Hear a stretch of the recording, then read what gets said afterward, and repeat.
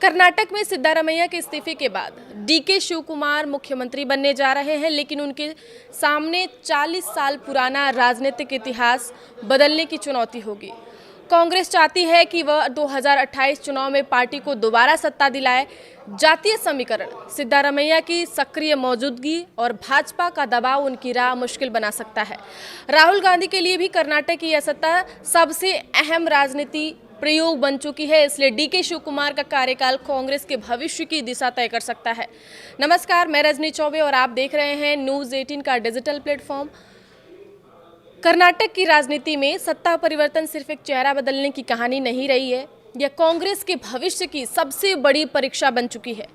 सिद्धारमैया के इस्तीफे के बाद डीके शिवकुमार को मुख्यमंत्री की कुर्सी मिलने जा रही है, लेकिन यह ताज फूलों का नहीं बल्कि कांटों का माना जा रहा है। कांग्रेस हाईकमान ने यह फैसला ऐसे वक्त में लिया है जब पार्टी दक्षिण भारत में अपने सबसे मजबूत सरकार को किसी भी कीमत पर बचाए रखना चाहती है। राहुल गांधी की रणनीति साफ है, कर्नाटक को 2028 चुनाव तक कांग्रेस का मॉडल राज्य बनाना है, लेकिन मुश्किल यह है कि पिछले 4 दशक में यहां कोई भी सत्ताधारी दल लगातार दूसरी बार सत्ता में वापसी नहीं कर पाया है।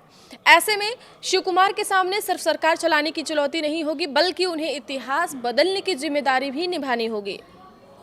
यही वजह है कि दिल्ली से लेकर बेंगलुरु तक इस बदलाव को कांग्रेस के लिए सबसे बड़ा राजनीतिक दांव माना जा रहा है। डीके शिवकुमार को संगठन का मजबूत खिलाड़ी माना जाता रहा है। संकट के समय विधायकों को संभालने से लेकर पार्टी को टूटने से बचाने तक उन्होंने कई बार अपनी उपयोगिता साबित की है, लेकिन मुख्यमंत्री बनने के बाद समीकरण पूरी तरह बदल सकेंगे।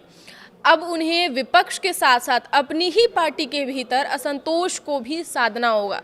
सिद्धारमैया भले ही कुर्सी छोड़ चुके हों, लेकिन उन्होंने राज्यसभा जाने से इनकार कर संकेत दे दिया है कि वह अभी भी कर्नाटक की राजनीति में सक्रिय भूमिका निभाएंगे।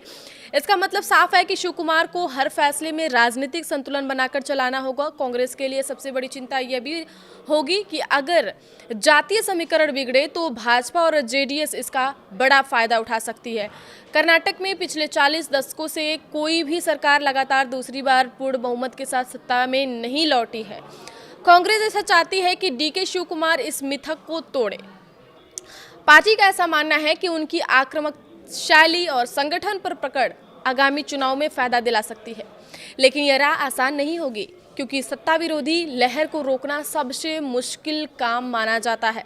सिद्धारमैया के हटने से कुर्बा समुदाय में नाराजगी की संभावना जताई जा रही है। कांग्रेस इसे संतुलित करने के लिए उनके बेटे यतींद्र को बड़ी जिम्मेदारी दे सकती है। दूसरी ओर वोकालिगा समुदाय में डीके शिवकुमार की मजबूत पकड़ पार्टी के लिए बड़ा राजनीतिक लाभ बन सकती है। कांग्रेस को उम्मीद है कि जेडीएस का पारंपरिक वोट बैंक धीरे धीरे उसकी तरफ शिफ्ट होगा। राजनीतिक विश्लेषकों का ऐसा मानना है कि शिवकुमार की सबसे बड़ी ताकत उनकी फाइटर वाली छवि है। वह जमीनी नेता माने जाते हैं और गांधी परिवार के बेहद करीबी भी है। यही कारण है कि राहुल गांधी उन्हें भविष्य के बड़े चेहरे के रूप में देख रहे हैं। हालांकि भाजपा पहले ही कांग्रेस के भीतर संभावित खींचतान को मुद्दा बनाना शुरू कर चुकी है। सिद्धारमैया ने कुर्सी छोड़ा जरूर है, लेकिन जिस अंदाज में छोड़ा है उसने साफ कर दिया है कि कहानी अभी खत्म नहीं हुई है। उन्होंने जाते जाते ऐसी बातें कही हैं जो राहुल गांधी और कांग्रेस हाईकमान दोनों को लंबे समय तक परेशान करेगा।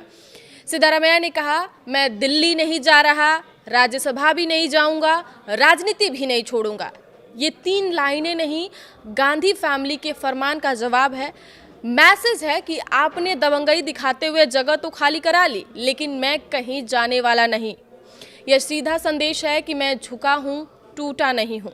कांग्रेस की राजनीति लंबे समय से एक अजीब बीमारी से गुजर रही है। पार्टी उन नेताओं को कभी पूरी तरह स्वीकार नहीं कर पाती जिनकी अपनी जमीन हो, अपना जनाधार हो और जो दिल्ली की तरफ देखकर राजनीति न करते हों। सिद्धारमैया उसी प्रजाति के नेता है। कर्नाटक में उनका अपना वोट बैंक है, अपनी सामाजिक पकड़ है, अपनी राजनीतिक शैली है।